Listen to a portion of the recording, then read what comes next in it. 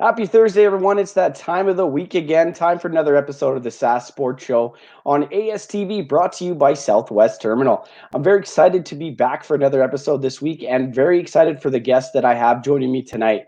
Darren Cannell will be stopping by the show. Darren is the head coach, founder, and owner of the Canadian Elite Academy right here in Saskatoon. Tonight, Darren will be talking about the philosophy and idea around him founding the academy, explain what it's all about, and the various academies within the Canadian Elite Academy.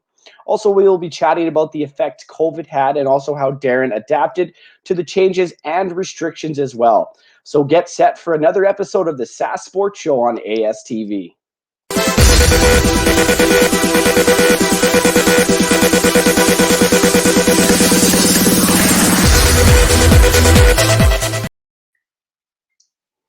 And here is the man of the hour, Darren Cannell. I appreciate you coming on the show with me tonight. Thank you for the invite. I appreciate it as well. It's going to be an exciting topic to talk about, kind of, about the Canadian Elite Academy, how it started, and much more. So it's going to be a pretty exciting night. So to kind of start things off, let's just learn a little bit about yourself. So tell me a little about yourself and your background. We got all night. Okay, so all night. Now you don't want to have that complete story, but I'll tell you the highlights. How's that? Sounds good. I'm not from Saskatchewan originally. I came here. It's been 36 years ago, and so I spent most of my life here. I was a teacher for 31 years. My mom and dad were in the military, so we traveled all over the place when I was growing up, and I had the opportunity to live in a lot of different countries as well as a lot of different locations in Canada and the United States. And so that was part of what I consider to be my formative years and what it led me to be the type of person that I am. And so when I was teaching, I taught, I have two phys ed degrees. And so I taught physical education in the elementary school for years. I taught it in the high schools for a couple of years as well, and have coached a couple different sports. I've coached track, basketball, badminton, volleyball. Volleyball is the one that I've spent my most time at doing. So I've been a volleyball coach in the province for about 40 years.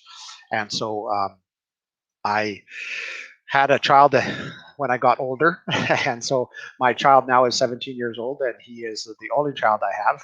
And so, one of the reasons why I formed the Elite Academy was to try to fulfill some of the things that I saw him having challenges with.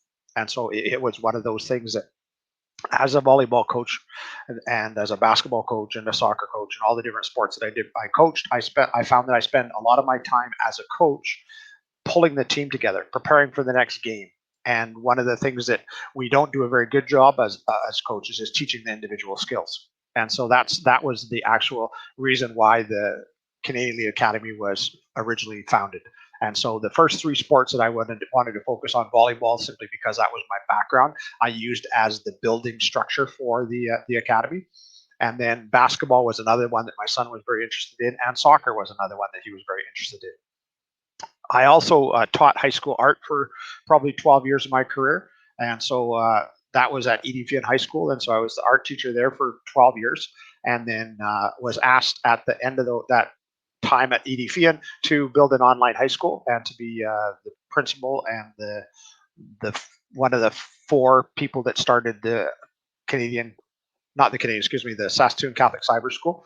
And so I got myself into the digital world. And as I got closer, after spending 14 years doing that, as of getting closer to my retirement, I said, when I get back out of the retirement, I want to get away from the computer screen. Not that I'm complaining about being here, but I did want to get back into the coaching world a little bit and start to be able to spend a lot more time with my son and work with his talents and the things that he's good at. And because I had the art background, you'll also notice that I have the Artist Elite Academy as well, which is one that is a little bit more virtual because it's all done on the iPad and all the sessions are done. I stream that every Thursday from 6 until 8. I stream my art academy to the artists out there that I've contacted during COVID and I've met over the time that I've been an artist. So I take my art teaching that I did, my phys ed teaching that I did, the online creation of the online high school, put that all together, and in the end came up with the Canadian Elite Academy as a structure that would allow any coach to coach a sport that they're interested in doing, and then I would worry about the administration end of it, because as I found out very quickly with the online high school, and you would understand the same thing, running a show like what you're doing here is not something that just happens. It takes a heck of a lot of work behind the scenes, and the same thing happens. Anybody who tries to run an academy or something like that, and wants to do it just because they love the sport and they're a good coach and they want to do that, the administrative end of that will kill you and will drive you totally insane because of the gym rentals, the challenges that you run into because of things like COVID, because of things like equipment, because of all the different groups that you have there, and trying to tier them in the proper gender, to tier them in the proper age class, and to be able to coordinate all of that, paying the other instructors that are there. I find that a lot of the coaches in our province volunteer, which is the reason why we have such a strong sports world in Saskatchewan. But I think it's high time that some of the higher end coaches who have spent years and years coaching should be paid for what they do. And that was another reason why the academy was put together, because I have the opportunity then to go find the best coaches that I know in this different sports or in the different academic areas or in the art area, and bring them in and pay them for their time that they spend in there. And so that was another challenge that when I started the academy, I didn't want to build it just on the sweat and tears of all these volunteer coaches that are out there. And so I've been the type of person all through all my careers is that I always like to push the envelope a little bit and see what we're capable of doing and how we can make things better. And one of the things was the academy, in order to help my son with the challenges that he had in sports and in academics and everything else. And so it's been a really eye opener for me, and very shocked at how popular it was, and very shocked at how quickly the sessions that I run sell out. Simply because, if for like an example would be, if I'm coaching 12-year-old girls, for instance, one of the things that I can't spend a whole practice on, if we're going to prepare for a game, I can't spend a whole practice teaching them how to serve.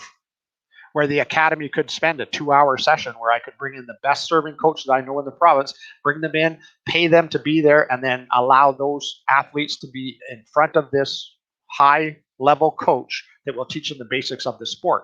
And then they can take that back to their teams. One of the other things that I find a lot of times happens, and this isn't a slam against any other academies in the province or any other academies that are out there, but I don't ever want to take an athlete away from the club, school, or whatever group that they're attached to. I don't want to take them away from that. I just want to enhance their individual experience. And so I don't put teams together or anything like that, other than beach twos. Like when they come to us for training for the beach in the summer for beach volleyball, what I do is I teach those two how to play. And so I spent 2 years or 3 years putting together the actual academy structure and everything put together, and then decided to start to add sports. So just before COVID hit, we started with the basketball, and we introduced the art academy. And those were starting to grow at the same pace that the volleyball was, and it started to get bigger and bigger. And then at the end of the summer, we were going to introduce soccer. And so again, those were the sports that my son was involved in. So I wanted to bring in the best coaches, so my son had access to the best coaches, and I wouldn't have to pay for it because I was head of the academy, so I could get my son in there free. And so that was the whole idea behind it, is that I exposed my son to all the best coaches in the province for free. And so that was one of the reasons why the academy was designed. But sorry.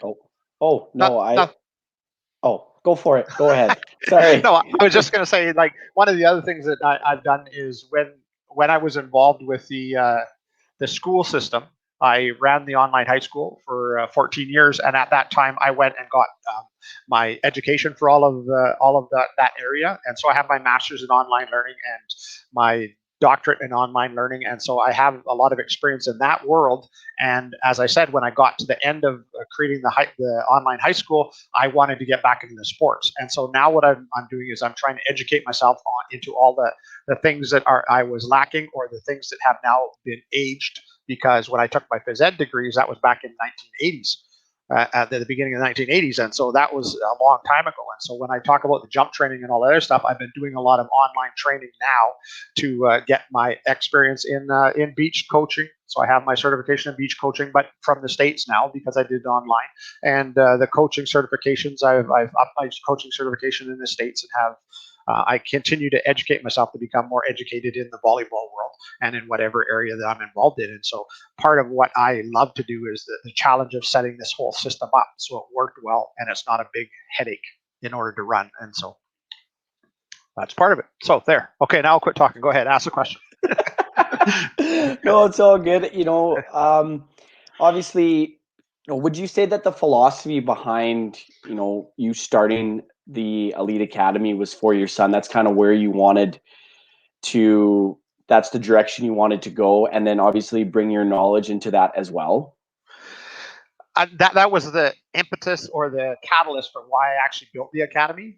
The actual academy, when I first started it, like it was more like, okay, my son, Daxton, listen, would you like to come in and would you like to bring a couple of your friends and then we'll work on your hitting or something like that. And then I found that right away I had more than the 4 kids or the 5 kids that I wanted to work with. And all of a sudden I had 10 that wanted to come, and then I had 12, and then it started to grow that way. And then I said, well, why don't I just actually put a session together that is just that?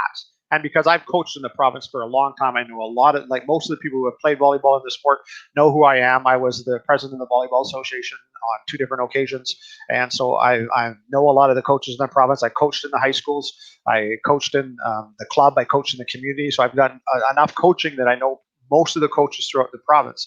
And when I said that, listen, I'm going to spend this weekend for 2 hours, I'm going to have a session that's on serving the volleyball. And then if you have anybody who's interested in doing that, send them my way. And then I found that all of a sudden I've got like lots and lots of kids. And then, okay, so now what do I do? That I have all these different kids that are coming, and I can't handle it all myself. So then could I find, and I'm not good at all the different skills, and I recognize that I'm not good at teaching all the different volleyball skills. And so I brought in the other experts and bring in the top end coaches. It's real easy to bring in a top end coach if you're not asking them to coach for a whole season. If you're asking them to come in on a Thursday night for 2 hours, they come in, they do the 2 hours, they walk away. That's a lot easier environment than it is for me to find somebody to be an academy coach with me and is beside me for the whole every single day for 4 hours a day. And that's not what most coaches have time to do. So if I ask a university coach, listen, I'd like you to come out and coach at the academy, they are able to do it because it's only for an hour or 2 hours. And that was one of the things that I found out really quick, is that one of the virtual things that we have, the power of the virtual thing is to bring in coaches that aren't even here to help out the academy athletes. And so I've had national team coaches who have, not coaches, excuse me, players who have actually come on and talked to the kids over the COVID time about how they should continue to train, work on their individual skills, and move that way forward. And so a lot of the stuff that we do in the academy, I try to incorporate a lot of the online stuff. So I have Google Classroom that I use to share information with the athletes, and all the stuff that I learned while I was developing the online school, I can also incorporate into the training of the athletes as well. And so even when I talk about the serving, for instance, I put together a course. It's here's how the basics of serving. And so you can come in for my 2 hour session. I'll sit there and teach you how to serve, go home then and look at it online, and talk a lot about the YouTube and pull a lot of the YouTube stuff together. And so COVID was a really kick when it came to the sports in the province, as you probably know, and you've talked to different people. And so it left a lot of athletes not understanding what they can do in order to further their skills in individual sport. And so that was another thing that hit us, and hit us very hard, because of gym rentals and costs, and the whole structure was built around a healthy society, and we all of a sudden weren't healthy when COVID hit. So it was a major problem. But anyways, that's nothing new. I know you know about that. So, well, with that, getting to know your background and the start of the academy, to see what the idea and the philosophy behind it was, is great for me, and probably for everybody else to know as well. But it's come to that time of the show where it's everyone's favorite time. Here on the Sask Sports Show, it's commercial time. So we got to take a quick break. But when we come back, we're going to talk about, these developmental programs or sessions that are offered as well, and kind of what different kinds they offer. And then we're also going to talk about some of the challenges that Darren faced as well when he started this up. Like he said, some gym rentals, and then obviously COVID, like everyone's best friend. And what we're sick and tired of hearing from, we're going to talk about as well later in the show. But for now, we're just going to take a quick commercial break.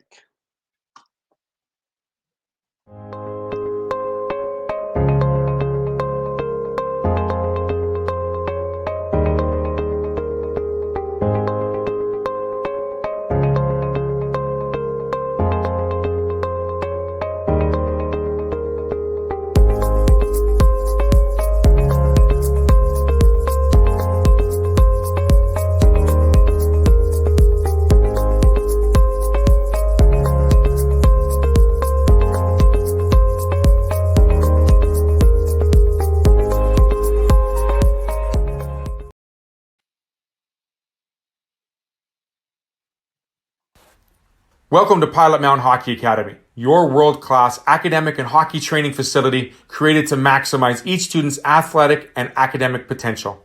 Blackjack Stewart Arena, home of the Buffalo, is inside the 46,000 square foot complex, as well as a curling rink and other facilities. The students have a unique combination of successful, well-rounded education at Pilot-Mound Collegiate Institute and the professional hockey training in an encouraging community. The years of experience of on-ice coaching propel our students to the next level, both mentally and physically, in a professional environment.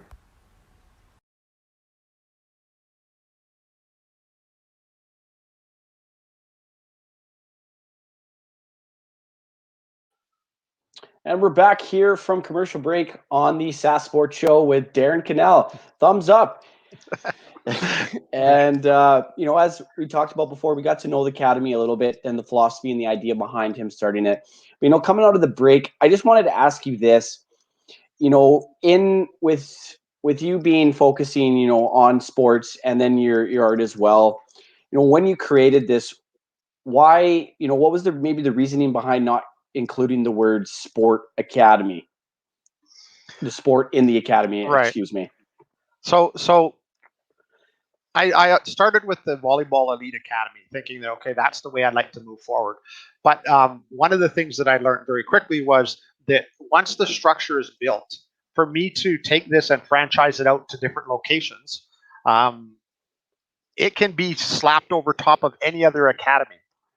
And then that's the reason why the art's really easy to pull off. That's why the basketball was easy to start again. The soccer is going to be very easy to start, because all I need to do is on the site that I use for registrations and my home site, I just list, okay, we are running a soccer session. It talks about how to do corner kicks. And so then I can bring in a coach and they can do it. And so it doesn't mean you have to live in any certain sport, live or die by any certain sport. And so the art one has evolved where just before COVID, it started to pick up steam, and I had as many as 7 different face-to-face artists sitting in front of me. They were all children, of course, but it's one that could be taught to anybody. And so another one of the challenges that came up was we have a tutor system within our school systems that we use when someone is having a challenge in one of their school subjects. They then contact the guidance counselor. The guidance counselor will just give them, here's a form that tells you who is a tutor within the I don't know, in our society, who could help you with your social studies mark or whatever mark you're having a challenge with. And that could be something that could very easily be thrown into the Canadian Elite Academy. And so when I envisioned what the Academy would be about, I wanted the structure to be so solid and so well built in the back end that it would allow you to, like, let's say you would like to if your thing is how to do simulcast, you could actually come into the Lead Academy and have an actual session in the Lead Academy that is just building an online reputation or building an online show. And here's how you do it, and here's the steps you need to go through it. And each week you could have a group of 10 people out there that would like to run a sports show or another show someplace else in the world, and you could show them the structure on how to go about doing that. So your expertise can fit directly into the academy. And in time, my wife will retire she's at the moment at Holy Cross High School. When she retires, we're going to be traveling, and then I have at the moment 28 different coaches or so that work within the system, and I will be able to be in Arizona and still have the academy function without me being in any central location. So it doesn't tie me down, except for the fact that I won't necessarily be the one who's coaching all the time.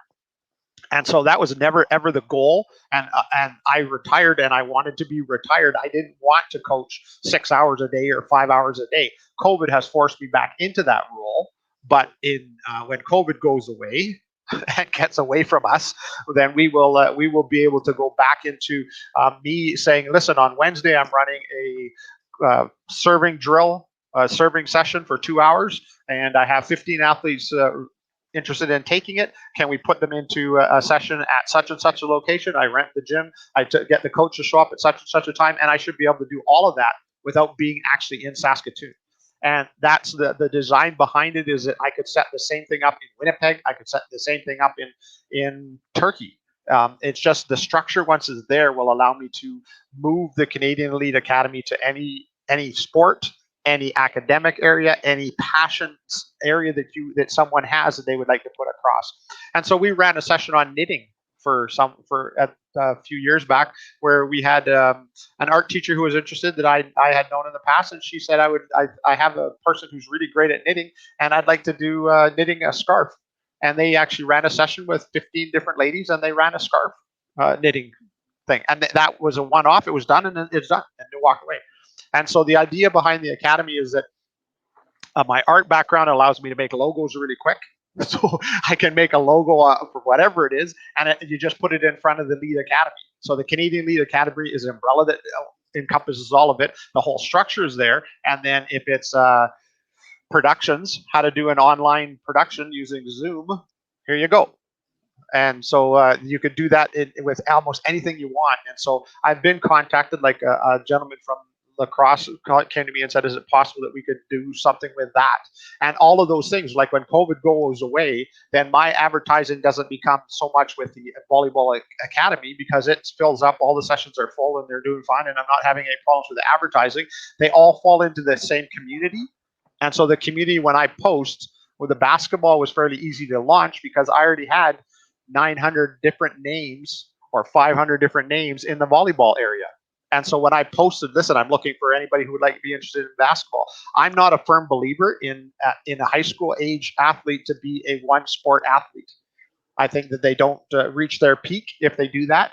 And I don't think that they have the ability to do as well in the sport if that's the only one they concentrate on right from day one. And so I like the fact that when my son, for instance, and when I posted something, let's say my son, I would get the email that said the Volleyball Academy or the Canadian Elite Academy is running the volleyball session. It's also running a soccer session. It's also running a basketball session. It's also running an art session. And these are all the things that are going on next week. Are you interested in being involved in any of them? And then you could register for that. And so because you're not attempting to corral the person for a whole period of time. Now, we've gone to that with the School Day Academy, but most of the sessions are a one-off, which means you can come to the ones that interest you. And it's always interesting to see which ones in which sport would be the most interesting. And is there enough people to make that work? And so if there's not enough art people, like the art, because of COVID and because of the fact that you're in a closed area, I think that when COVID goes away, we'll be able to start up the Art Academy again with the face-to-face. But this whole time we're doing the face-to-face, I'm streaming that live out throughout the world. And you understand that type of environment where I put it on Facebook and YouTube and Instagram and and you do the live broadcasts, and then it sits in my YouTube channel. And so it's just how I draw online. And the drawing online was just something that I picked up along the way when I was an artist. And some people still consider me to be one of those. So I use the art as a method for me to calm down. But then this year during COVID, one of the things, because we're doing a lot of individual training, I introduced the jump training.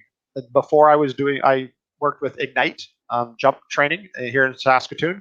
Awesome organization, and if you ever want to learn how to do any jump training, go there. I sent my son for 3 years and put him through that training, and it's awesome, and he loved it, and he gained so much from that. So that's an awesome thing. But I wanted to try and keep it in-house.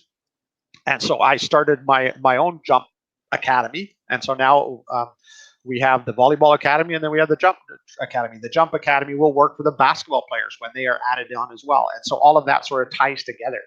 I also don't think that you should only be an athlete. I think that you also have to be, if you're going to be an elite anything, you better be darn good at school. So I think an academic academy is going to come along and is going to be something that when you're having problems writing essays, you're in grade 10. Here's an essay, a 2-hour essay writing session. And because I taught in the school system, I know enough English teachers.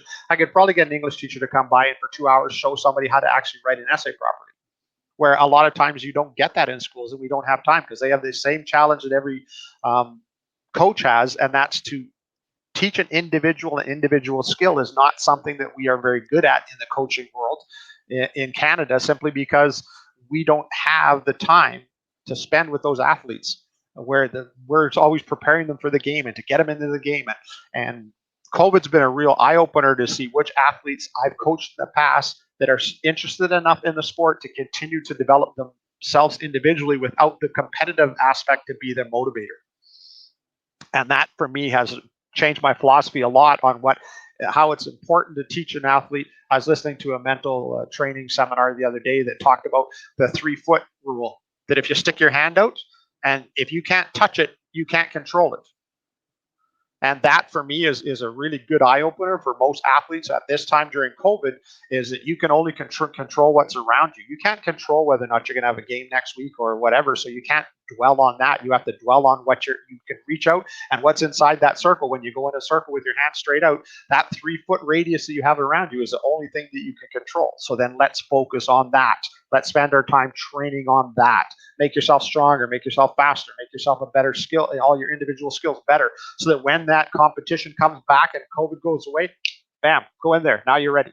And now convert all the stuff that you've learned during the time that you had. So this is a blessing in disguise for some people and for some athletes. In others, it will kill the sport for them. You won't see them again. And so we've lost a whole pile of people from the academy that I thought were going to be athletes who went a long ways, but they just didn't have the internal drive that is necessary for you to be an elite athlete. So that's part. Like, people say, why do you use the word elite when you take athletes who've never played the sport before? Well, because in the end, if you take all the tools that are taught to you by all the coaches that are out there and all experts in the art area, how can you call it an artist elite academy? Like, are you going to produce elite artists? Well, possibly. And so the word elite is just, people always attribute that to a level of sport, and I don't see it that way. I see it as a level of mental preparedness in an athlete or in an artist or in an academic person, a person who's willing to drive themselves to be better tomorrow than they are today. And the athletes who can do that and the artists who can do that means that they're going to continue to improve. They may never be able to reach the elite status when it comes to professional leagues, our national team, and that other stuff, because there's all sorts of other barriers that stop you from being able to achieve that. And so volleyball, if you're not tall enough, you're not going to play on our national team. That's just not a thing that's going to happen. But does that stop you from playing the sport? Does that mean you should never enter the sport? No, because for me, like, I'm short, I'm 5'10". I'm not a giant man and really tall. And the person, like, I would not make the university team now. I did back when I was in university, my first time around. And so I did play for 5 years. I had a very successful volleyball career, however you want to look at it. I played men's for years and years and years. I made the master national team for a little while and helped coach, playing coach at that time. And so I did very well in volleyball. But could I reach what my goal was? No. I wanted to play on the national team, and I wasn't tall enough, and I didn't have the physical makeup in order to do it. So then what did I learn from that? And does that mean I shouldn't have played volleyball or I shouldn't have done sports? And so from my point of view, those lessons that I've learned through my life are something that I can pass on. And all these other coaches that I bring in are the best that I can find. And so when someone says, geez, I'd like to do a lacrosse academy, I need to find out who the coaches are, what they're involved in, and that would be part of my being the CEO and being the owner, to make sure that they reach the same caliber. I don't want someone who is, I played national team for 4 years. Well, have you done any coaching? Have you ever worked with a 12-year-old girl who doesn't really want to be there? Is there because her mom decided she wanted her to be a volleyball player because she played volleyball? And then are you capable of handling that child who walks in there? And I really underestimated what teaching taught me and what teachers bring to it. And it's one of the reasons why you see so many teachers in the sports world, because we're able to handle that parent who thinks their daughter is going to be the next national team player. And we're able to explain to the daughter or the son that your child has a long ways to go, and these are the things she needs to change. The first thing she needs to do is not listen to you. Well, and we're so afraid to say that to parents. But parents should love their child, should be supportive, and let the coach damn coach. Well, do you know how many coaches I know of that have quit being in sports because of parents? And how irate parents get when, oh, my child should be playing. Your child hasn't owned the right to be on the court. And I'm old school when it comes to, you give a medal to somebody who didn't earn it, that's a waste of medal. Like, you may as well not do that. And I'm so old school when it comes to that if you earn something, it has value. If you don't earn it, it's a gift. And that's not the same thing. And so that I think we have shied away from that a little bit, and we have don't have distinct roles. A lot of times the child is so worried about so many other things other than being the athlete or being whatever they need to be at that time. That 3-foot thing. Worry about what's inside that. Quit worrying about whether or not the child beside you is any good or not. Quit worrying about whether or not you compare to that child beside you. And as one of the reasons why the academy, I've had boys and girls in the same session because it's not a team. I've had kids who are 11 years old being on the same court as kids who are 17 years old and had them work through the session because we're doing serving. What difference does it make whether or not you're 17 or 11 when all you're trying to do is serve over the net? Like, you could be any age. You could be male, you could be female.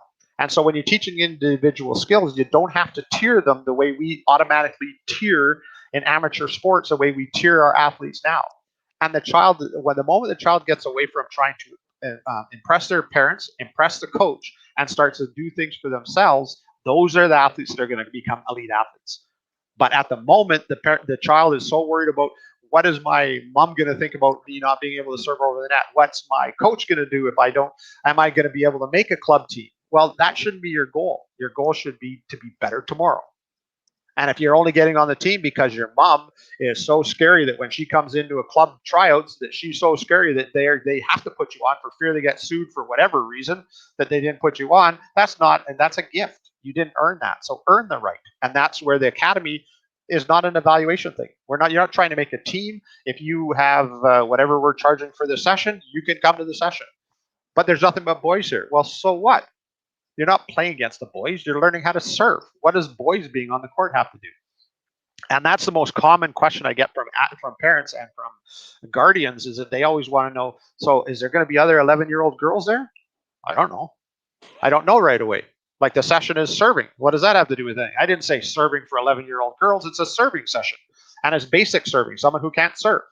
And so once the people understand the philosophy behind the academy, then it tends to roll, and there isn't a major problem with it. Now, there's safety issues, and it's not like football where you're getting, okay, we're going to do tackling. Let's put an 11-year-old girl on the court on a field with an 18-year-old boy. That doesn't make sense. But in certain sports, it does make sense. Very similar to the art class. If I have someone drawing who's 11, how is that any different than someone who's 83 in the same class? You can have that. But because of our tiering system that we have in our school systems, and we have it in our sports, and we have it in society in general, it's like, oh, I don't want my daughter in a class with all adults. Well, why not? We're teaching her how to draw. What does that have to do with maturity and adulthood? Like, I'm figuring out that as I get older, that heck, maturity has got nothing on the youth side of things. So if you learn it younger, it's easier. Because when you get to our age, or my age, excuse me, not yours, you're young. When you get to my age, things hurt. And then sports become a little bit more of a head thing than it is an actual physical thing. But anyways, off on a rant there. Sorry. You know what? Just from, obviously listening to what you're saying, I don't think I've ever heard anyone else or, someone's point of view like what you have. I find that, with they're giving someone a participation medal for just being there, like you said, and having to earn your spot on the team is something that, like I played hockey for most of my life. And, obviously I don't play as much as I want to now because I'm an adult and wasn't that good, but that's besides the point. The hockey I find is very, very bad for that. You get those hockey moms, and I apologize to any other hockey mom that's out there. Sometimes you guys are aggressive, and it sometimes ruins the sport, and it ruins it. I've played hockey with people where their parents were so hard on them, they never wanted to play the sport ever again. And in my opinion, playing sports is about having fun. You play because you love the game. You don't play because your parents want you to be some NHL or NBA or major or, you know, whatever superstar. You play it because you love the game. And I feel that in today's society, we've kind of gone away from that. Letting our kids play because they love to play and not forcing them to play, you know, just because that's what we want them to do. Yeah. And the other thing that I find is a really challenge, like 40 years ago when I started coaching, so I was 22 and I just graduated, I was out teaching, and I decided, okay, I'm gonna coach.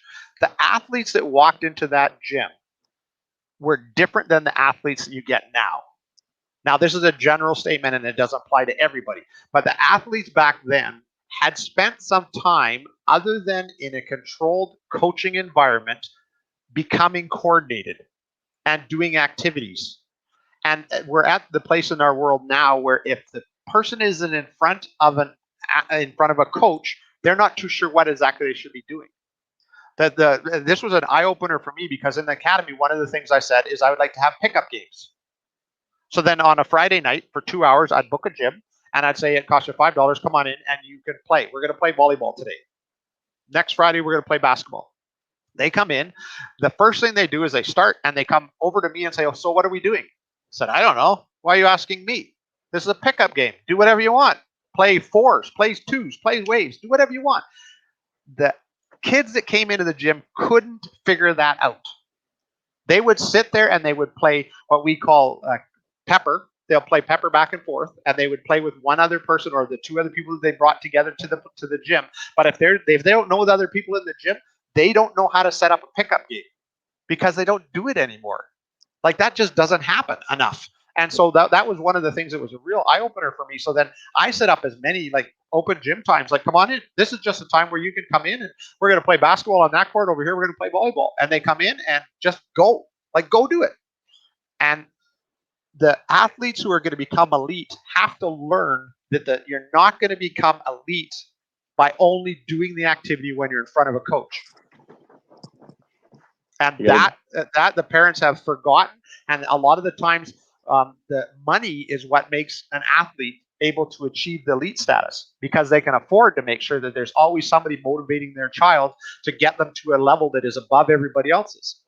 But that athlete still doesn't reach that level of what I consider to be elite, because they're not doing it for the right reasons. They're doing it because they have a coach who's like, if I'm sitting there with a whip and getting you to do the sport, come on, I need you to work. I can be a real mean coach. You need to concentrate, focus, da-da-da-da. That doesn't mean you're going to be an elite athlete. You're going to be an elite athlete when you're in front of me and I'm yelling at you and pushing you. That doesn't make you elite. What makes you elite is when I can turn my back on you and you continue to push that.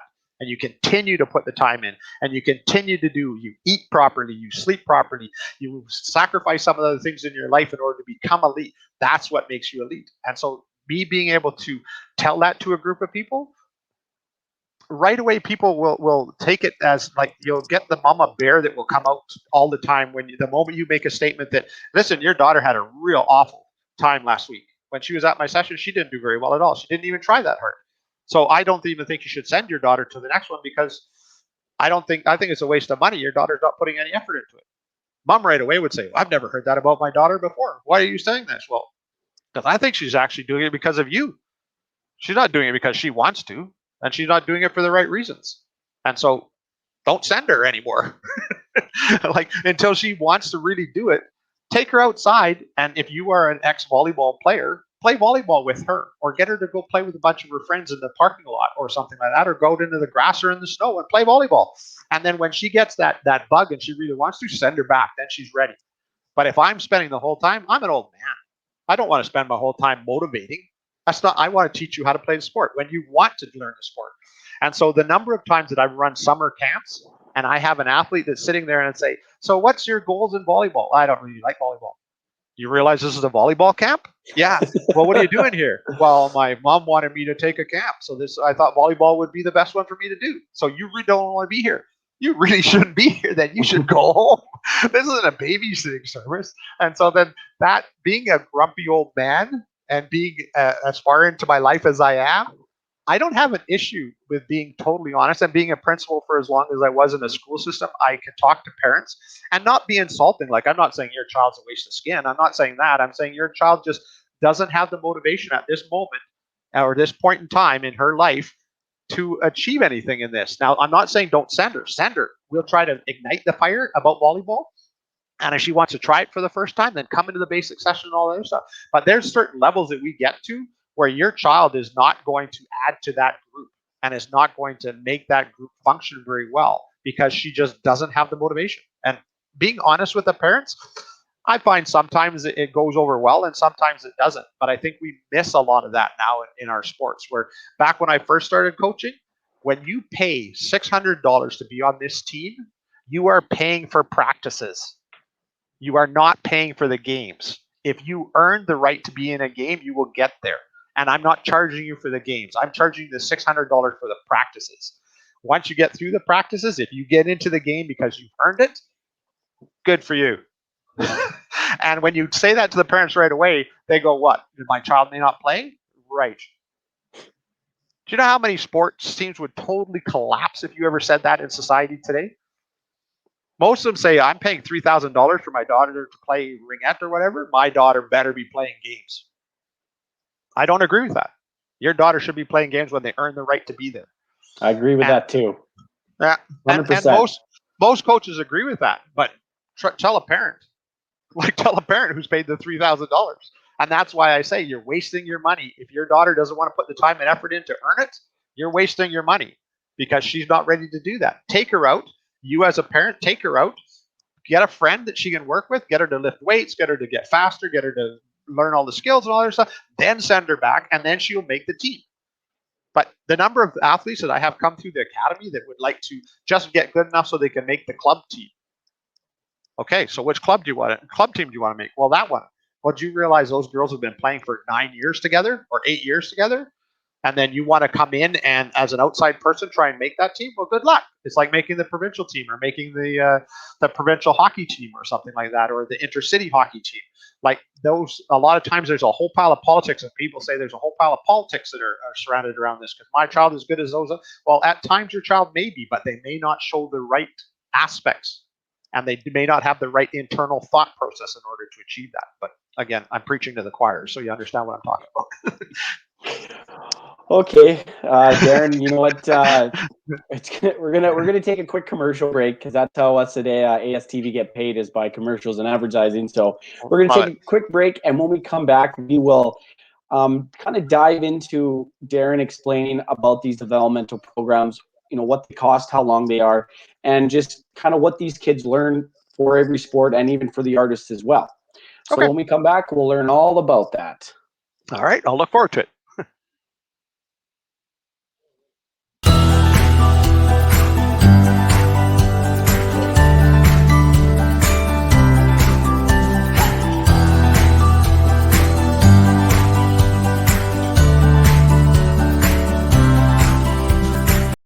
This again.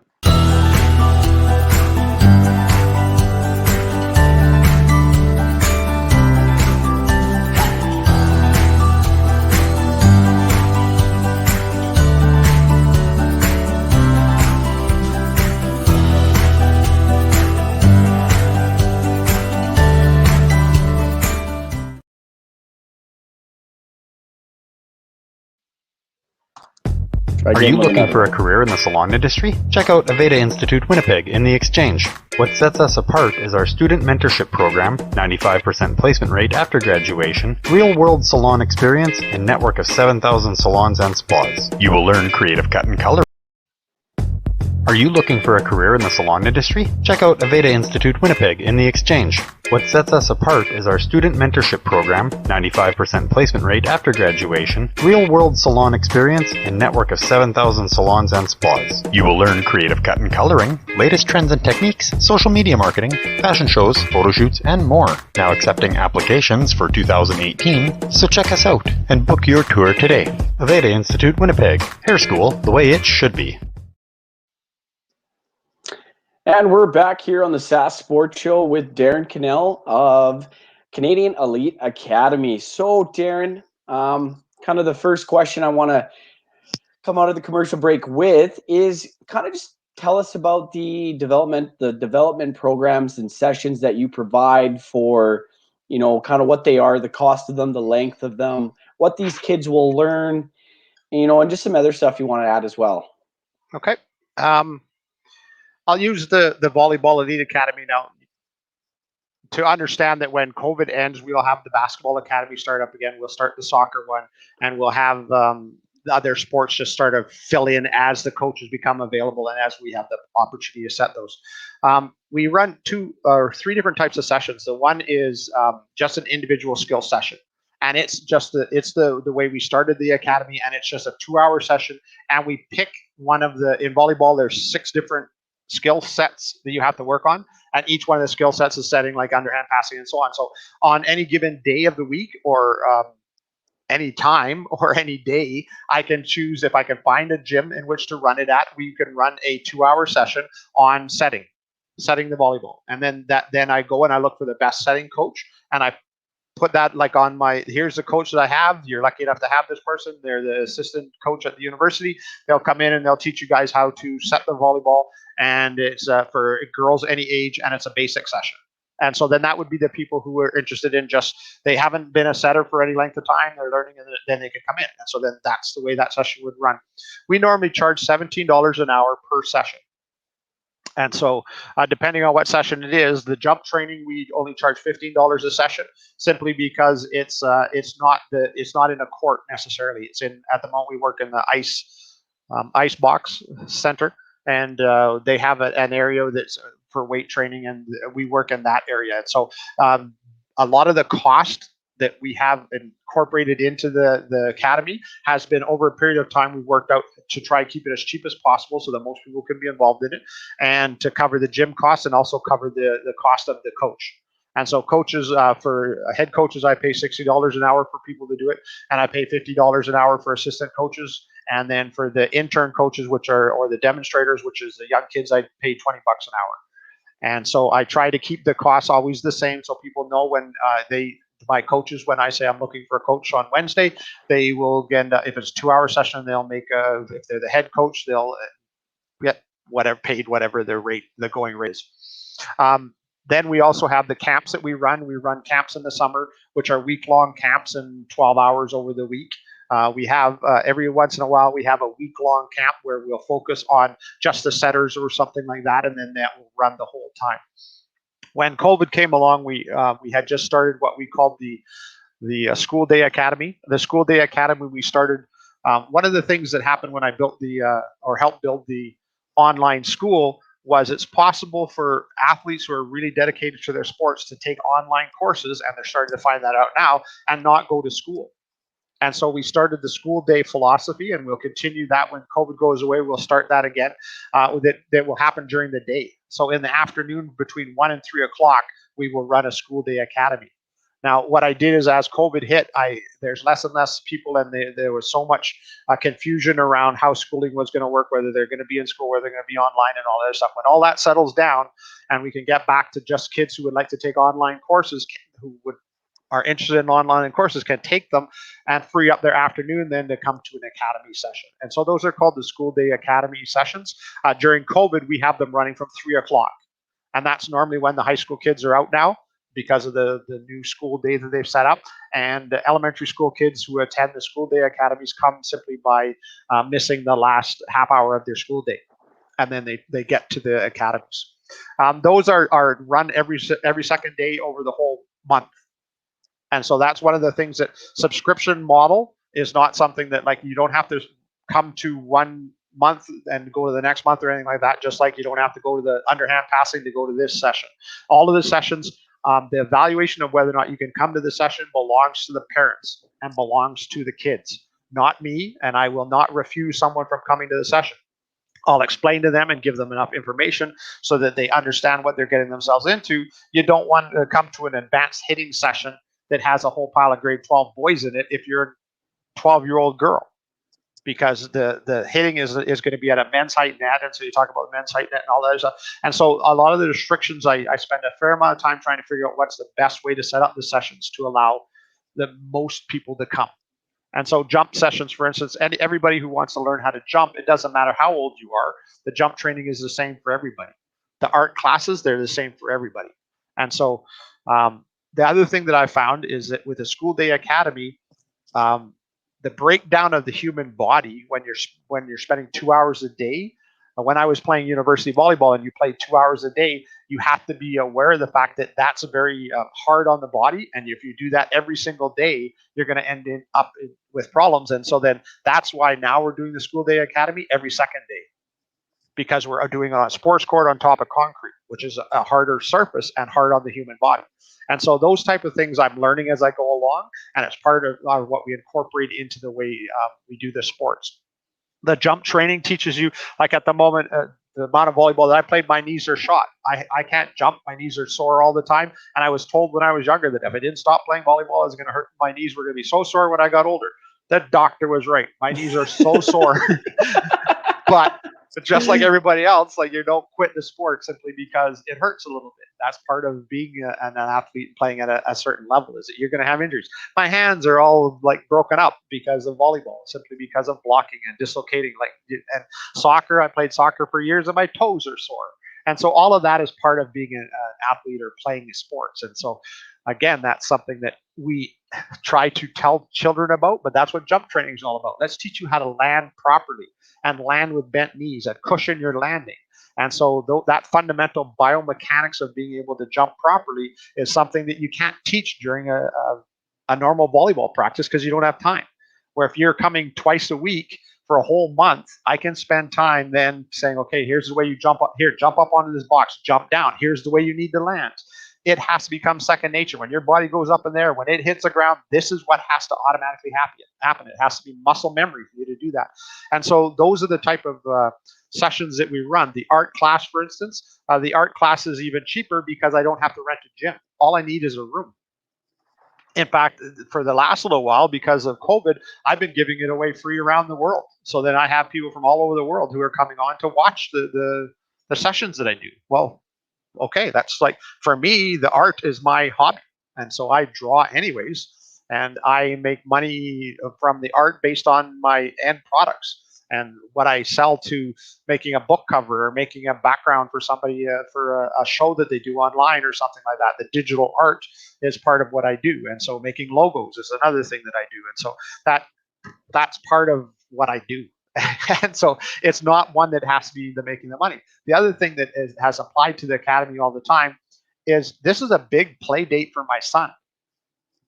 So when I say, okay, let's do beach volleyball all summer long, that means my son is going to be able to play beach volleyball every second day, and is going to have competition, and it's going to be great coaches, and we're going to have all these great things that are going to be built around that. That for him is a huge opportunity. A lot of people have play dates and organize play dates with like-minded kids. Well, I just did it on a bigger scale. So now I invite people from all over the place. Come play with my son. so that, that's not a good way to sell it, and I'm sure he wouldn't be too proud of that idea, because it's like putting a dog. Putting a stake around his neck so the dog will play with him. That's not like, my son's not antisocial or anything like that. Like, he's a very nice guy and very social and is doing very well in the volleyball world. And so he's going to the next level and wants to play at a university somewhere down in the States. And so I'm hoping he has the opportunity to do that, being in grade 12. So the whole idea behind this, like, I'm still so amazed that there's so many people out there who fell into the same niche, and they want to play on a club team, but their coach, bad example, kid goes in to a club team, gets there and finds out they don't like the coach. The coach isn't very good and they're not getting much out of it. Now, that's not the club's fault. The kid may just not click with that coach. Well, I'm the same way, that I've had athletes that I've coached that I haven't clicked with. That athlete didn't gain as much as they could from me. Well, when you have the opportunity to have 25 different coaches, the best coaches that I can find coaching that sport, that's worth spending the $30 so that they can go in and learn the thing that they may not have been able to get in their club. And so having bad club coaches really helps my business. It's not a good model, but it does help, because then they come looking for some help. That's a t-shirt. That's a t-shirt idea right there. Come on. Yeah, I don't know if I want to promote the fact that there's bad coaches out there, because they're all volunteer coaches. They're all doing the best they possibly can. And a lot of times they are there because their child plays the sports, or they played it when they're in the past. The number of coaches that we have in the province, we're a small province.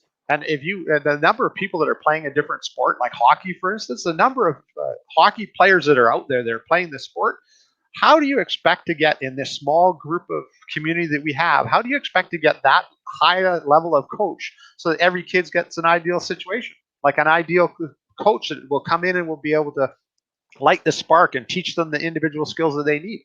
You can't do that unless you have a structure like the Canadian Elite Academy that will be able to fill in the holes. Without being without being the elitist, where the only way you can make it is if you're super rich and you can afford to pay $1,000 or $3,000 a month in order to make the academy. That's not the design behind it. The design behind it is save up $30, come next week, get in to see the university coach, and he's going to teach you how to serve. And then go back to your club and work with the coach that you may not click with, you may not like, or whatever, but come to as many sessions as you can afford to come to. And then it's a little bit open for everybody to be able to attend, rather than just having the doctor's kids in the sports and the ones who can afford it. And so that's the other reason that it was designed. I still hate the fact that I have to charge money in order to get this to function. And I've had lots of people who said, well, make it a nonprofit and that other stuff. But the nonprofit for me, I think is a cop-out when it comes to the fact that coaches should be paid. And I don't want it to be nonprofit. I want the coaches to be able to look at this as a method of being able to make some money as the skills that they perfected over the years. Because I only select the more mature coaches and the ones who have spent a lot of years coaching kids and are very good with the kids. So when they come in, you're going to get a really positive, high quality experience with those coaches. And so that's the way the thing was designed. And so anyway, so there's the little sessions that are 2 hours. There's the week-long sessions, and then there's also the academy, which are the month-long sessions. The art ones, come to a session. Like I sell them individually. So if you want to come to an individual, you can spend the $17 or whatever it is to come to the one session. Come to the one session, see what, if you like it, then walk away. And so that's the other thing that I like about the academy is, geez, I would really like to learn how to do jump training. Well, then come to one of the open jump trainings. I'd like to do mental practice. I'd love to do mental training because we don't do a good job of it in Canada, teaching the athletes all the mental aspect of it. I would like to be able to take my past experiences and share it with people. So a 2 hour session and I've done it with complete teams where I've sat in front of a whole team and said, so why are you guys here? Like, what do you want me to tell you about being like the mental aspect of the sport? And then I go through all the stuff that I was talking about earlier about, are you doing this for your parents? Are you doing it? Who are you doing it for? And then how much effort are you putting into it? Have you done any volleyball? Like this week when you came here, this is Thursday. Have you done any volleyball other than what happened during practice? If you didn't, then this is a waste of time for me to sit here in front and tell you how you're going to become an elite athlete. You're not going to become an elite athlete if you think the only way you're going to do it is by being with your coach who's sitting over there and only doing it while they're in front of you. You're not going to make it. Like, how do you expect to compete against the kid who does this all day long, weight trains, does speed training, all that? So how do you compete against that? You can't. You will not. And you're not gifted enough to do it without the effort. And that's where people think that their child is born, oh, she's such a great athlete. No, they're not. They have the good physical ability, but they're not an athlete until they start putting the effort in to achieve it. And so that's part of what you teach when you talk about mental training. And so those type of messages, I think I have now a vehicle that will allow people to be able to sell that. And I'm hoping that it catches on and it continues to grow and more people take it. And then we can continue to offer sessions. Gym rentals, I don't even want to get into that argument because obviously now we have shut down the gyms because of COVID. But even a nonprofit, if you're not nonprofit, you can't use school gyms, which is not correct in my mind. You have to. One of the first things that I was told when I started the academy is you should build your own gym. Well, what the heck? I'm retired. I don't need another mortgage. I'm not going to build my own gym. And so I rent off of other businesses. And so the ice box is a prime example of what is needed in our society to allow the kids to get out of their house and to do something. And so the ice box is a great thing that's happening now during COVID because it is possible for them to go in their small numbers and keeping all the COVID restrictions in place and following all the rules and still allowing them to make it because they have areas that are small enough that you don't have to spend $210 to rent it for an hour, like you do a hockey rink, for instance, where they have to charge so much because the overhead is so expensive and they're a business as well. And so they're trying to make a living. So you can't hold that against them but it's also our society needs our children to be active. And so that's part of what the Academy is all about. And so there you go. How's that for 7 billion words in 30 minutes? Well, we're gonna take a quick commercial break because that's everyone's favorite time here on the Sask Sports Show, and then kind of to finish off the show, kind of break into the the effects COVID had on the Canadian Elite Academy, and then we're gonna end the show with just talk about your final end goal with the Canadian Elite Academy, what you want after, like you said, when you're retired or when your wife's retired and you're traveling and all that kind of stuff, how you want your business to be the end result once COVID's done and we can get everything back to normal as well. So we'll be right back for all of that here on the Sask Sports Show. I shall be here. See if these commercials will work this time. Welcome to Pilot-Mound Hockey-Academy, your world-class academic and hockey training facility created to maximize each student's athletic and academic potential. Blackjack Stewart Arena, home of the Buffalo, is inside the 46,000 square foot complex, as well as a curling rink and other facilities. The students have a unique combination of successful, well-rounded education at Pilot-Mound Collegiate Institute and the professional hockey training in an encouraging community. The years of experience of on-ice coaching propel our students to the next level, both mentally and physically, in a professional environment.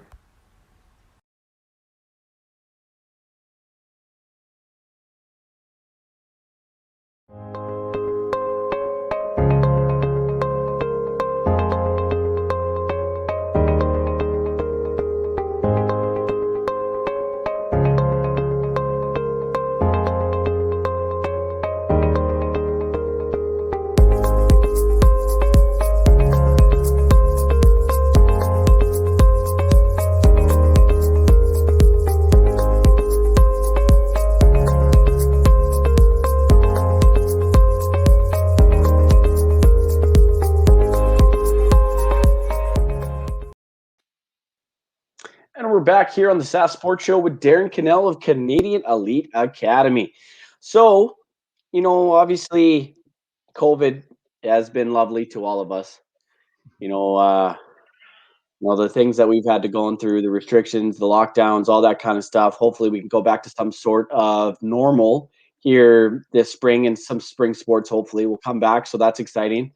But, regarding, last March when COVID did hit and kind of the whole world shut down, how did that affect the way that your business was being ran? Obviously, I imagine you couldn't start back up until, that June, July area with even having any in-person, training sessions and whatnot. So during that time, kind of how did you have to adapt to these restrictions and changes in our society?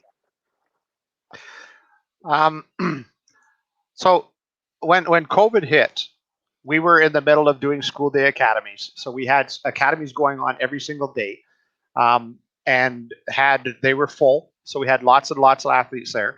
And the date came around where, okay, you have to shut down. You can't have anything going on. So we canceled all of that. And so that for me was, okay, so then that means my business goes on hold. Now, I'm one of the lucky ones in our society because I'm a pensioner. And the way this business works is there's not a whole pile of overhead because I rent. And if I'm not renting, I'm not paying for something. If I'm not running sessions, I'm not paying coaches. The only person who is like the full-time employee is myself. And so there was not any kick when it came to the financial end of it. The kick came when I started to see some of the ramifications of my son not being able to participate, all the other kids out there not being able to participate. And that was such a negative thing. And so it dropped our numbers drastically. Then we suddenly were allowed to, okay, you're allowed to do one-on-one type sessions, training sessions. And so then we ran a whole pile of private lessons. Great. So then it's one-on-one. Again, it's not serving society because there's so many kids who were still not like wanting to be involved, couldn't afford to come to a private lesson, couldn't partake in that. And that was a super negative thing. All the schools had shut down. All of a sudden, there's no place to participate. The soccer center was where we were running the school day academy. That to rent that facility, you have to have a certain number of athletes. Otherwise, you're going to lose money. And so I wasn't willing to have my pension go to pay for the facilities. And so then it shut everything down very quickly. When we got to 8 and I talked to the ice box that was possible to do something in the ice box, then away we went. When we ran through those type of activities and we shut everything down to a smaller group, it just means there was no money to be made. It's like a break-even type scenario, and you're basically just trying to keep enough athletes around so that they know the business is there. You're very flexible. I started to put things online, so I put in training sessions online when we were totally locked down for kids who wanted to do some exercises at home, and so I got my son to sit here and I filmed him, and then did the whole online type stuff. And so I did that. I did here's how you serve the volleyball. I did art classes online. I built my art community and worldwide, and published a whole pile of different stuff, and just continually grew the back end and worked on a lot of the how do I handle the coaches? How do I handle the payment of the coaches? How do I handle the accounting structure of it? How do I collect the fees? And I had gone through about 18 different software packages to try and find how to register, like a Pick-a-Tick as a method of registering I know the gentleman who actually built Pick-a-Tick. He played volleyball for me, so I talked to him directly and said, "Listen, this is what I'm trying to do. Would Pick-a-Tick would that work?" And so I tried to use that. And so him being a local gentleman, we tried to work on it and I used Pick-a-Tick for a little while, and then I tried another like this system and that system, and then ended up settling on one that seems to work fairly well now. And again, it's a Canadian thing, which was very important to me, that it's a Canadian company that built this software package, and then that runs the ability for me to put the coach's background in there and run the different sessions. And so that stuff was stuff that I worked on all during COVID, and wrote a coaching book as well during COVID. And so then worked on all of that aspect of it, and then solidified the philosophy of the way it's going to function when I am retired and walk away from this. This doesn't mean it has to die. I'm hoping that out of the 28 coaches I have, or the 25 coaches I have, someone will step forward and say, "Listen, I'll run the volleyball, or I'll run the basketball. I'll be the head coach for the basketball." At the moment, I'm the head coach for the volleyball. When I start up the basketball again, I will look for somebody who will be the head coach for the basketball. The art one, I will be looking for, I'm not too sure how the art is going to develop, but it would be something that I would look for. I'd look for a retired teacher to do the academic academy that would be able to just come up with ideas that, listen, fractions, everybody has a problem with fractions in math. I hated it. And so then could we find somebody who could, we know that in grade 8 on this month, fractions are what's being taught in every school in Saskatoon. This is when fractions is being taught in grade 8. Okay, so then let's run an academy for 2 hours twice a week for that week that they're running fractions, and have the best teacher for teaching fractions and bring them into a classroom and have a classroom set up. I'd like to be able to run that for them. And so any aspect of society or education or sports that you would like to throw in, oh, we think we need this hole to be plugged in the way we teach it at this moment, then let's do it. And so then that's what the academy is meant to do, and to be flexible enough that if someone gave me a phone call and said, "Listen, I'd like to teach people how to write novels," great, let's do it. So then put it on there. If there's no interest, there's no loss. If there's nobody that signs up for it, there's no loss, because there's no cost up front for me, right? So you put it on there and you find out, well, that failed. We may as well not do that again. Now, was our advertising incorrect? And we can go through all the different things that made it work or didn't work. And then you just fine tune it. That obviously people weren't interested in that. So let's tell you how to, balance your bank book.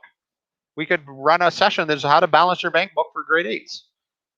We don't teach that in school. School doesn't have to do everything in our society. Some of the structures that we build outside, like what this is, can allow us to do that. Sylvan Learning is a perfect example of that. That's a perfect example of how the academy could be part of and not compete with Sylvan necessarily, but assist in filling some of the holes, not hitting their niche, but just hitting another niche. The one that I always thought was interesting is that there's so many things that happen in our society that if my son was, somebody decided that my son was, let's attention deficit and needed to go on Ritalin. How do I find out any information about that? Do I go on to WebMD, which then tells me that if the son takes Ritalin for any length of time, he's got cancer, he's going to die? Like that's all that WebMD tells you, that you're going to die half the time. So then should you then go and put something together where you can have someone come on for 2 hours? Your child is attention deficit. What are the pluses and negatives of Ritalin? Do you think there would be an actual market for that? And would there be parents that would like to come to that because they think their child is attention deficit? First off, to sit in front of a group, a thing that is just a 1-2 hour session where you sit there and talk about what it means to be attention deficit and should your child be on Ritalin and what's the positive and negatives of that. What about this, like people who are depressed? Like coming out of COVID, we have so many people who are depressed, and they are going to need something that explains to them how they should be handling that, because they're out of work or whatever. So should they take the Prozac? What's a good thing about Prozac? What's the bad things about Prozac? And just have a doctor come in and explain that and spend a 2 hour session doing that. Those are the type of things that I think the Academy could very well grow into that in time, and I'd like to see it, and the structure is built in order to accommodate that. Whether or not it does or not, I don't know. Like whether or not a football coach could come in and say, listen, we need some more quarterbacks because we don't have a good stock of quarterbacks coming out. So I would like to run a quarterback clinic. And to set something like that up, if you don't have a structure that will collect the money, send out the information, reserve, and all that other stuff, this can do that. And so then we can do that for any sport. And it doesn't have to be a big commitment. Oh, we need to build a whole academy to do this. No, you don't. Kids just don't know how to do corner kicks in soccer. Our province sucks at kicking corner kicks in soccer. Can we fix that? Yes. You spend a 2 hour session. It's not attached to any community. It's not attached to any club. It's not attached to anything that makes it political, because that's a nightmare in sports in general. The political aspect of everything, like, oh, well, I won't go to Aurora soccer because my kid plays for Hollandia. Well, what difference does it make? You have the best coach in the province sit there and teach them how to do corner kicks. All of a sudden, soccer in general gets better. And so the political aspect of sports drives me crazy. And I'm trying to keep this as non-political as possible, because it's not attached to any club.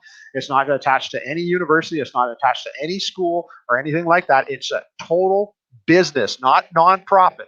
I'm not going to take a whole pile of money from this and put it into community soccer or Hollandia soccer or the Hilltops. That's not what it is. And that the problem with having all the different nonprofits or the foundations that are built around schools or universities and all that other stuff, they all have a hidden political agenda. I don't, because I'm old. I'm done all my my affiliation with schools and with clubs and with the volleyball association, all that other stuff. This is a business that is there just to fill the holes, and anybody who has a problem that they would like to solve can bring it to the Canadian Elite Academy. We can try and make it fit. Now, in the end, we may not do it, but that doesn't mean you can't ask the question. And so that's where I think the business is going to go in the future. So that when I'm sitting in Phoenix by the pool, I can actually get an email that says, listen, I'm a tennis coach and I'd like to teach people how to serve. Great. Let's run a session on Wednesday. Do you think you can find us a place to run it? You know more about tennis than I do. Can you find a tennis court that we can do this on? Yeah. So then let's book that tennis court. We'll pay for it. We'll pay you $50 to do it. And let's see if we get enough registrations to cover it. We don't get enough registrations, we don't do it. And that's how simple the thing needs to be made. Now, to get back to the COVID thing, COVID has been for me a real eye-opener, because it has really forced me to look at the individual athlete and not the team building aspect of it. And so for me, that's been to have 8 athletes on a volleyball court means you can't play the game. The game's played 6 against 6. How the heck do you play a game with only 8 athletes? And so the number, I don't know how they came up with the number 8 for the number of athletes that were allowed in any physical building. But it definitely takes a look at, okay, it's all individual stuff now. Now the athletes are getting sick and tired of it, and it needs to go away so that they can start to see all the work that they put in over the last year. Let's see what happens when you now put it in a competition. And I'm hoping that they see an amazing change from the time they spent at the academy or doing their individual work, and whether or not it actually now translates into success in the competition world. We'll see. I think it's a great study that some doctor student somewhere should do to find out whether or not it was a positive thing or not. Yeah, I imagine in the next probably 3 to 6 months that or even maybe a little bit longer than that, that probably will happen. And it's going to be exciting to see how the impact of sports being canceled has affected young people in our society. And that's something, you know, I would be interested in reading, because obviously I've seen firsthand, I've talked to people obviously on this show about, you know, what it's like, how it's been like for you or your team or your teammates, or kind of whatever sport that they're involved in, what it's been like for them to not be able to play sports. You know, I'm a big sports guy, and when I couldn't watch any sort of sports, you know, I was frustrated. And for these athletes that are trying to get to the next level and to try to play university or pro, or, you know, just trying to even to play it, not being able to see them is, you know, very, I would say, saddening to, you know, to to watch this all go down. And like you said, there's probably going to be a study on it, and I will read that. You know, but kind of, you know, to finish off the show, I just wanted you to briefly explain your favorite part of running an academy like this. Like, what, you know, let's say, how do you, you know, what makes you get out of bed in the morning, you know, being excited to run something like this? That for me, I've grown so much as a coach simply because when I was coaching teams, it was me, my assistant, my manager. Now I'm in a scenario where when I coach, let's say I'm doing setting. I brought in Chie, who is one of the best setting coaches in the province, and I brought her in, and in the 1 hour session that she was teaching advanced setting to the players, I found out for the last 40 years I've been teaching setters how to do it incorrectly. So for 40 years, the whole time I was coaching, I was doing it wrong. Not wrong, excuse me, different. And the way she was coaching it made so much more sense to me. And so from my point of view, I get out of bed because I am exposed when I'm not in COVID. I'm exposed to all these top level coaches, and I get to choose who they are. So I can ask the university coach at the University of Saskatchewan, would you like to come and coach at the academy for 2 hours? And then I get the chance to see that. And the same thing when it comes to the art. The art I'm now painting, and when I'm painting, I have comments from people from all over the world, artists who I have been looking at their artwork and saying, man, I respect what you've done so much, and I am going to try and do it digitally. I'm going to try and paint that picture, and then I'll show it to you, and then you can tell me what you liked about it, what you didn't. I'm growing so much by what's happening at the academy. So for me, this is a very selfish act because it helps my son out and it helps me out. But in the end, it also helps everybody else around me. I'm hoping that they gain positive things from it and they see the value in the way it's structured. So I get out of bed because it makes me a better person. It keeps me young. I get to work with, one of the things that I loved about being a teacher is I was around the youth, and I was around the young kids and the energy that they bring to things and how excited they get when, okay, I suddenly served over the net. For me, as the number of years that I've played, getting it over the net is not any big thing.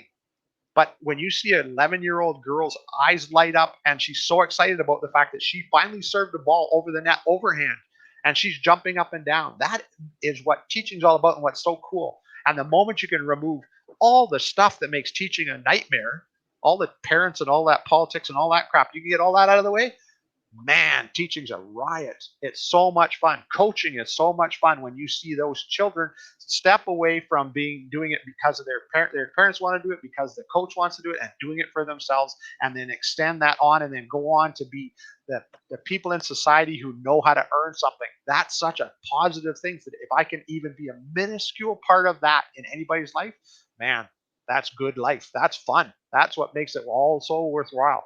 And if I don't go broke and don't have to use my pension to pay for it, this is a good business. So that's what makes me click on any given day. So, well, Darren, you know, I really appreciate what you. Are you looking for a career in the salon industry? Check out Aveda Institute. Whoops, that was my bad. I accidentally clicked on a commercial. But you know, I really appreciate what you do for these kids and these athletes. You know, depending on what it is, basketball, volleyball. You know, you're introducing to soccer. You got the art academy as well, and you know, it's just very nice to meet somebody and talk to them that brings a different aspect to not even just sports, but just coaching and life in general. That, you know, maybe society, in my opinion, it might be missing. Like we've talked about before, the whole parental aspect of sports. You know, it's Yeah. it's what's hurting sports and it's what's getting kids not to love sports anymore.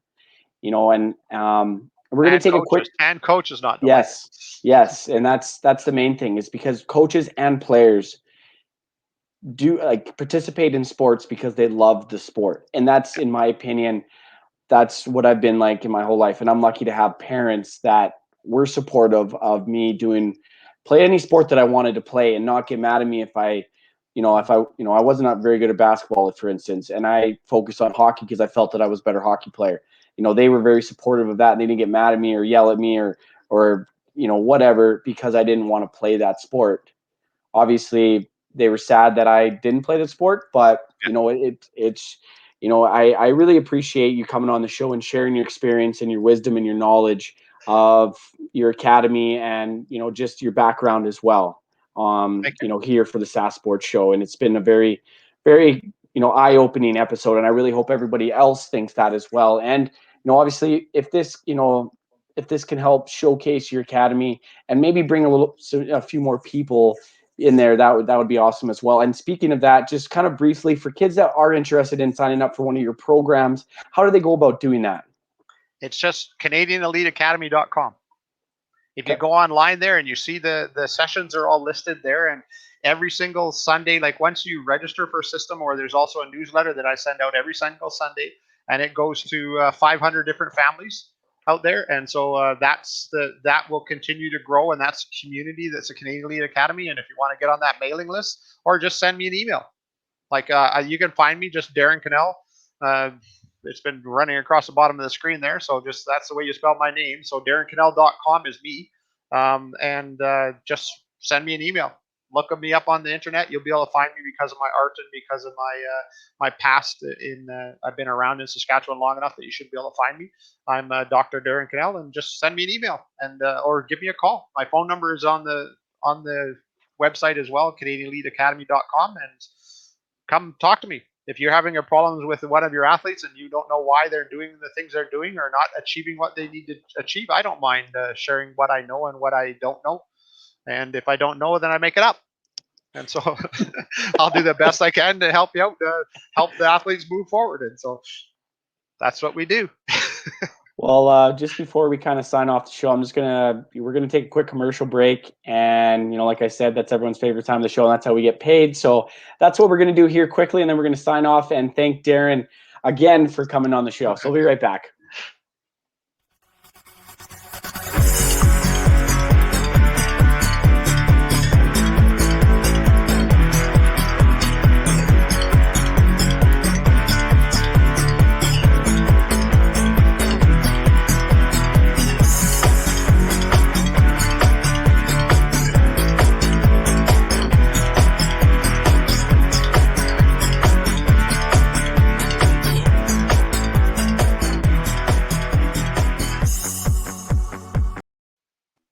And we're back here on the Sask Sports Show.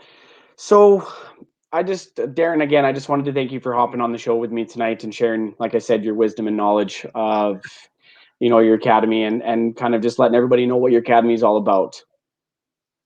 Thank you. I appreciate the opportunity. And if I can, I would like to share this with in my next newsletter, and hopefully people will be able to come and watch your show more often. I love it. Yeah. And, hopefully, like I said, it can get maybe some people that didn't know about the Canadian Elite Academy interested in possibly joining some of your sessions. So I hope that, that works as well. So we're kind of at the end of our time here on the Sask Sports Show. I just wanted again to say thanks to Darren.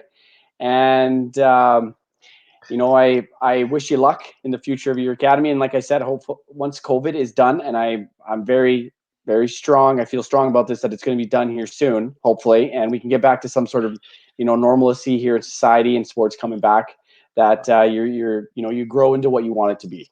I hope you're correct, and I hope you do as well with your sports show. I hope it continues to grow. And so anytime I can help, just give me a yell. I always have an opinion. So well, again, thanks, Darren, and we'll, hopefully we'll maybe even get you on the show sometime soon. Again. Thank you again. You're welcome. So that ends another episode of the Sask Sports Show here on ASTV. And before we end things completely, I just want to say thank you to our sponsors of this show, Southwest Terminal. And you can catch the Sask Sports Show anytime. If you missed it at any time, you can catch it on our ASTV Facebook page and at astvproductions.com. And I just want to make sure that just let everybody know that the show airs every Thursday at 4 p.m. Saskatchewan time and 5 p.m. Manitoba time. So I hope that you guys enjoyed tonight's episode, and I will see you again next week. Have a good night.